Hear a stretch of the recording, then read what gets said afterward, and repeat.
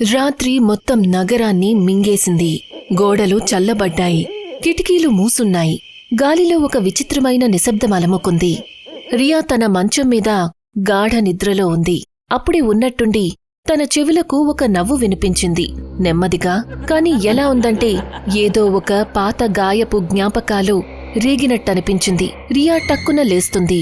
నవ్వు ఆగిపోయింది. కాని తన గుండె ఎంతో వేగంగా కొట్టుకుంటుంది. తను నెమ్మదిగా అటూ ఇటూ చూస్తుంది. ఈ నవ్వు నాకెందుకంత తెలిసినట్టనిపిస్తోంది? నిశ్శబ్దం మళ్లీ అలముకుంది. ఉన్నట్టుండి బాత్రూం నుంచి నీటి చుక్కల శబ్దం వినిపిస్తుంది. శబ్దం చాలా చల్లగా గట్టిగా వినిపిస్తుంది, ఏదో ఒక పాత బావి నుంచి వస్తున్నట్టు. తను మంచం మీద నుంచి లేస్తుంది. నేల మంచులాగా చల్లగా ఉంటుంది. తలుపు చాటున ఉన్న గ్యాప్ నుంచి ఒక సన్నని వెలుగు లోపలికి వస్తుంది. రియా నెమ్మదిగా బాత్రూంలోకి వెళ్తుంది. రియా దృష్టి ఎప్పుడైతే అద్దం మీద పడుతుందో అప్పుడు తను వణికిపోయింది. అద్దంలో ఒక చిన్న పిల్లాడు. తన మొహం మీద భయంకరమైన నవ్వు కనిపిస్తోంది. కాని ఆ నవ్వు ఒక మంచు విషంలాగా చల్లగా నిర్జీవంగా ఉంది. కబీర్! అద్దంలో ఉన్న అబ్బాయి ఉన్నట్టుండి నవ్వటం ఆపేస్తాడు. తన కళ్ళు పెద్దవవుతాయి. ఉన్నట్టుండి ఎంతో నల్లగా మారతాయి. తన గొంతు గాజునే వణికించినట్టుగా అనిపిస్తుంది. తను నిన్ను పిలుస్తున్నాడు రియా. రియా గట్టిగా ఊపిరి తీసుకుంటుంది. ఉన్నట్టుండి బాత్ టబ్ వణికిపోతుంది. నీళ్లు వాటంతటవే నిండిపోతాయి. రియా వెనక్కి వెళ్తుంటుంది. కాని దానికదే తలుపు మూసుకుంటుంది. అద్దం మసకబారింది. బాత్ టబ్ పూర్తిగా నిండిపోయింది. నీళ్లిప్పుడు నేలమీద పడుతున్నాయి. ఆ నీళ్లల్లో ఏదో అలజడి రేగింది. ఒక కుళ్ళిపోయిన చెయ్యి బయటికి వచ్చింది. తను నిన్ను పిలుస్తున్నాడు రియా. ఉన్నట్టుండి ఆ చెయ్యి తన మెడవైపు వస్తుంది. రియా అరుస్తుంది. అరుపు మొత్తం గదంతా వినిపిస్తుంది. కాని కొన్ని క్షణాల్లోనే అంతా ఆగిపోతుంది. రియా కళ్ళు తెరుస్తుంది. సూర్యుడి వెలుగు కిటికీలో నుంచి లోపలికి వస్తుంది. తను తన మంచం మీదుంది. కాని తన ఊపిరి ఇంకా బరువుగానే ఉంది. టైం ఉదయం 9 అయ్యింది. రియా తలమీద చెయ్యి పెట్టుకుంటుంది. తన అరచేతులు ఇంకా చల్లగానే ఉన్నాయి. ఓ గాడ్! అదంతా కల. కాని ఎందుకంత నిజంలా అనిపించింది? ఉన్నట్టుండి తలుపు తెరుచుకుంది. ఆమె భర్త ఆర్యన్ లోపలికొస్తాడు. ఏమైంది రియా? మొహమంతా చెమటలు పట్టాయేందుకు? ఏమైనా పీడకలు వచ్చిందా ఏంటి? రియా అతని వైపు చూస్తుంది. తన కళ్లల్లో ఇంకా భయం కనిపిస్తోంది. తను నెమ్మదిగా జరిగిందంతా చెప్తుంది. నవ్వు, బాత్రూం, అద్దం, ఇంకా కబీర్. ఆర్యన్ ఒక నిమిషం మౌనంగా ఉండి తర్వాత, రియా, ఇది ఒక కల మాత్రమే. నీకు గుర్తుంది కదా 10 సంవత్సరాల క్రితం కసాలి ఘాట్లో ఏం జరిగిందో? ఎంతోమంది పిల్లలు మాయమైపోయారు. ప్రతి నోట కేవలం ఒకే మాట, జోకర్ హాసర్. అందరూ అనేవారు అతను 80 ఏళ్ల క్రితం రహస్యమయంగా మాయమైపోయాడు అని. నాకిప్పటికీ అనిపిస్తుంది అతను కేవలం ఒక సీరియల్ కిల్లరు అని. కాని ఆర్యన్, నేను నా కళ్ళారా చూశాను. కబీర్కి ఆ జోకరే టాఫీ ఇచ్చాడు. ఆ తర్వాత కబీర్ ఎక్కడా కనపడలేదు. ఆ రోజు తను మాయమైనప్పుడు మా మామ్ డాడ్ భయంతో వణికిపోయారు. ఆ రోజు రాత్రే వాళ్లు కసౌలి వదిలి వెళ్లారు. అంటూ ఉంటారు ఆ జోకర్ 80 ఏళ్ల క్రితం రహస్యమయంగా మాయమయ్యాడు అని. కాని నాకిప్పటికీ అనిపిస్తుంది అతను ఒక సైకో మనిషి అని, ఒక పిచ్చి హంతకుడు. రియా కళ్లల్లో కన్నీళ్లు వస్తాయి. కసూలీకి చెందిన చల్లని వీధులు మళ్లీ ప్రాణం పోసుకున్నాయి. అక్కడ ఒకప్పుడు పిల్లలు ఆడుకునేవాళ్లు, కాని ఉన్నట్టుండి మాయమయ్యేవాళ్లు. రియా గోడ మీద ఉన్న పాత ఫోటో వైపు చూస్తూ ఉంటుంది. దానిమీద 3 పిల్లలు నవ్వుతూ ఉంటారు. వెనక బోర్డు మీద రాసుంటుంది, laughing circus Kasauli 10 years ago. అప్పట్నుంచి మనమిద్దరం ప్రతి సంవత్సరం కసౌలికి వెళ్తున్నాం, కబీర్ జ్ఞాపకార్థం. మనం 3 ఆడుకునే చోటికి. బహుశా అదే మన తప్పనుకుంటాను. తనని ఒంటరిగా వదిలేశాం. అందుకే నేను ప్రతి సంవత్సరం వెళ్తాను. తను ఎక్కడైనా ఇంకా ఎదురుచూస్తుంటాడేమో. నేను కసౌలికి వెళ్ళాలి. కాసేపటి తర్వాత బండి కొండదారుల్లోకి వెళ్తుంది. అన్ని వైపులా మంచు సముద్రం నిండి ఉంటుంది. రోడ్డు మీద ప్రతి మలుపులోనూ ఒక పాత భయం నిండి ఉంటుంది. ఆర్యన్ డ్రైవ్ చేస్తూ ఉన్నాడు. ఇక రియా కిటికీ బయటికి చూస్తూ ఉంటుంది. రియా, నువ్వు ఆ కలను చాలా గంభీరంగా తీసుకున్నావు. లేదు ఆర్యన్, అది కల కాదు. నేను నిన్న కలలో కబీర్ని చూశాను. తను అన్నాడు తను మనకోసం ఎదురుచూస్తున్నాడని. ఒకవేళ నిజంగానే తను ప్రాణాలతో ఉంటుంటే? ఆర్యన్ నవ్వుతాడు. కాని ఆ నవ్వులో నమ్మకం లేదు. ఒకవేళ తను నిజంగానే బ్రతుకుంటే మరి ఈ పాటికే ఎవరొకరు తనని చూసే ఉంటారు కదా. కానీ కబీర్ తర్వాత ఎవరు కూడా మాయమవ్వలేదు కదా. నువ్వు మర్చిపోతున్నావు ఆర్యన్. కసౌలీలో ప్రతి మనిషికి తెలుసు, ఆ జోకర్ ప్రతి 10 ఏళ్ల తర్వాత తిరిగొస్తాడు. కబీర్ మాయమయ్యి 10 సంవత్సరాలు పూర్తయ్యాయి. ఆర్యన్ మొహం నిశ్శబ్దంలో మునిగిపోయింది. బండి నెమ్మదిగా కదులుతోంది. ఎదురుగా మంచులో ఒక విరిగిన బోర్డ్ కనిపిస్తుంది. Welcome to Kasauli, the laughing ground. గాలిలో అదే పాత నవ్వు మళ్లీ వినిపిస్తుంది. హోటల్ వీధుల్లో రాత్రి నిశ్శబ్దం ఊపిరి ఆపేస్తుంది. ప్రతి గది తన చల్లని గోడలతో పాటు నిద్రపోతున్నట్టనిపిస్తుంది. రియా తన మంచం మీద చేతుల్లో తన మొబైల్ పట్టుకుని కూర్చుని ఉంటుంది. తన కళ్ళు స్క్రీన్కి అతుక్కున్నాయి. కబీర్ పాత ఫోటో మెరుస్తూ ఉంటుంది. గాలి చల్లగా ఉంది. కాని ఫోటోని చూస్తున్నా తన గుండెల్లో విచిత్రమైన వేడి పుట్టుకొస్తుంది.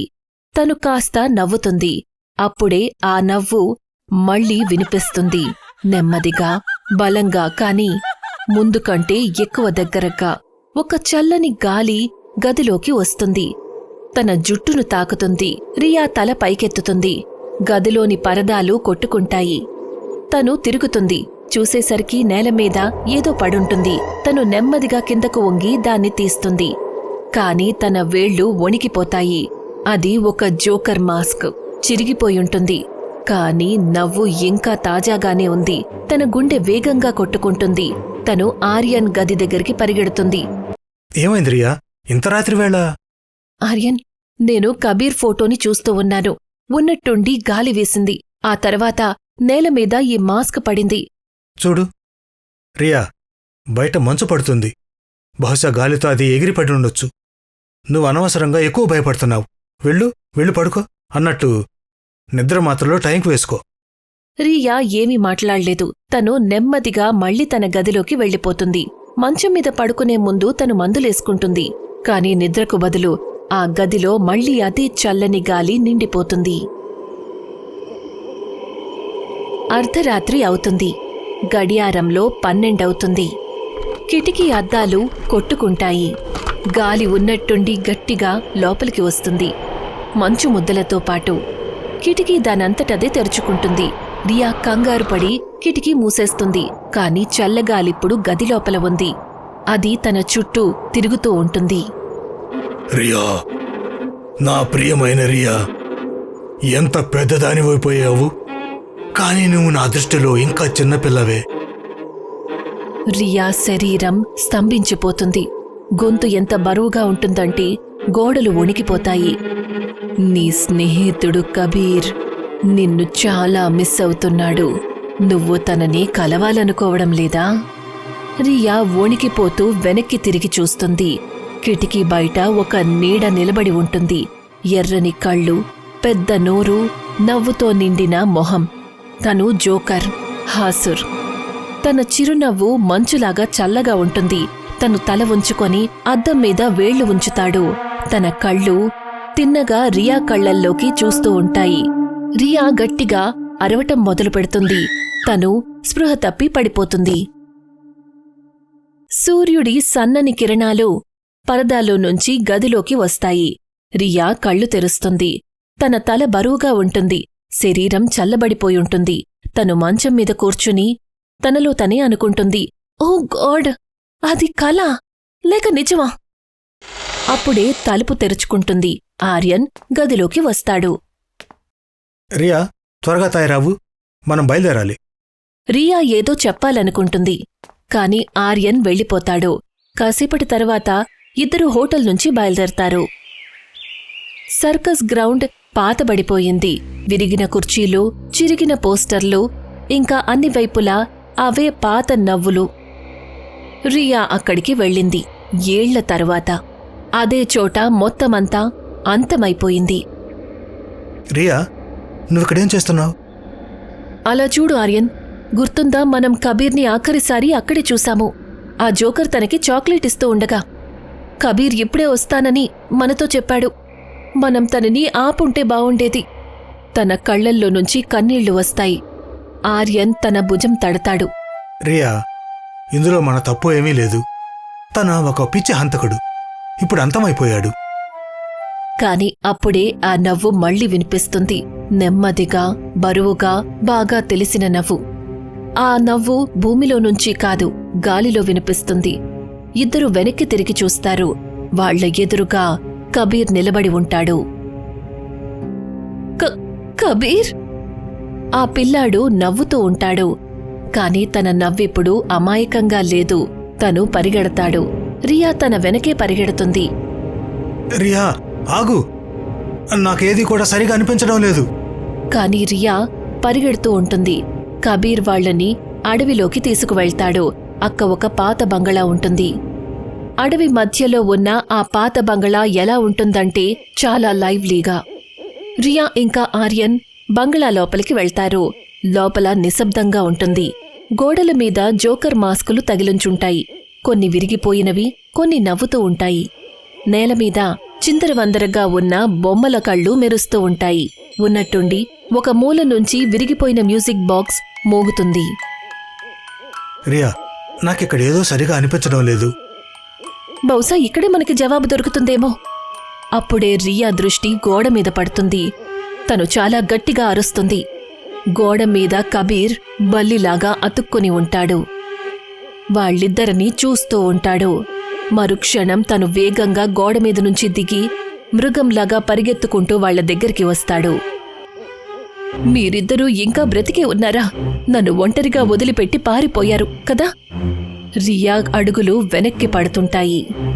కబీర్, మేం నిన్ను వదలాలనుకోలేదు. నువ్వు శాశ్వతంగా మాయమైపోతావని మాకు తెలుసుంటే మేమసలు ఎప్పుడు పారిపోయేవాళ్లం కాదు. కబీర్ రియాని చూస్తూ ఇలా అంటాడు. తన బలం భయంలో ఉంది. నువ్వెంత భయపడితే తను అంత నవ్వుతాడు. నేను కూడా భయపడ్డాను. భయం నన్ను తనకప్పగించింది. అప్పుడే రియా కాళ్లను ఎవరో పట్టుకుంటారు. రియా దృష్టి ఎప్పుడైతే తన కాళ్ల మీద పడుతుందో అప్పుడు రియా ఇంకా ఆర్యన్ అరుస్తారు. కింద అదే జోకర్ తన నాలుకను చాలా పొడవుగా తీసి రియా కాళ్లను నాకుతూ ఉంటాడు. తను ఎంతో విచిత్రంగా చూస్తూ ఉంటాడు. మరుక్షణం అతను లేచి నిలబడతాడు. రియా వైపు చూసి నవ్వుతాడు. తన భయంకరమైన నవ్వు బంగ్లా అంతా వినిపిస్తుంది. నేను నీకు భయపడ్డం లేదు జోకర్. బంగళా వణికిపోతుంది. గోడల మీద బేట్లు పడతాయి. ఉన్నట్టుండి ఆర్యన్ కళ్ళు తెల్లబడిపోతాయి. తను కింద పడిపోతాడు. నేను నీకు భయపడ్డం లేదు. నువ్వు ఒక జోకర్వి, ఒక జోకర్. జోకర్ నవ్వు గోడల్ని కూల్చేస్తుంది. తన మొహం పెద్దదైపోతుంది. తన నాలుక నేలను తాకుతూ ఉంటుంది. తన నీడ ప్రతి గోడ మీద పడుతుంది. భయం అక్కడి నుంచే మొదలవుతుంది రియా. ఇక ఇప్పుడు నీ భయం నా సొంతం. రియా కళ్ళు మూసుకుంటుంది. తను వణికిపోతూ ఇలా అంటుంది. నేను నీకు భయపడ్డం లేదు, నువ్వు నకిలీవి. ఉన్నట్టుండి జోగో నవ్వు పీలబడిపోతుంది. తన శరీరం కుళ్ళిపోతూ పొగగా మారిపోతుంది. అంతే, తన గొంతే వినిపిస్తుంది. భయం ఎప్పటికీ అంతమవ్వదు. రియా తను ఎదురు చూస్తూ ఉంటాడు మరో మొహం కోసం. రియా చెవులకు చల్లగాలి తగులుతుంది. తను నెమ్మదిగా వెనక్కి వెళ్తుంది. అప్పుడే తను చూస్తుంది. ఆ చీకట్లో అక్కడ నేలమీద బూడిద మధ్యలో ఏదో కదులుతూ ఉంటుంది. అది ఆర్యన్ శరీరం. నెమ్మదిగా పైకి లేస్తూ ఉంటుంది. ఆర్యన్? తనిప్పుడు ఆర్యన్ కాదు.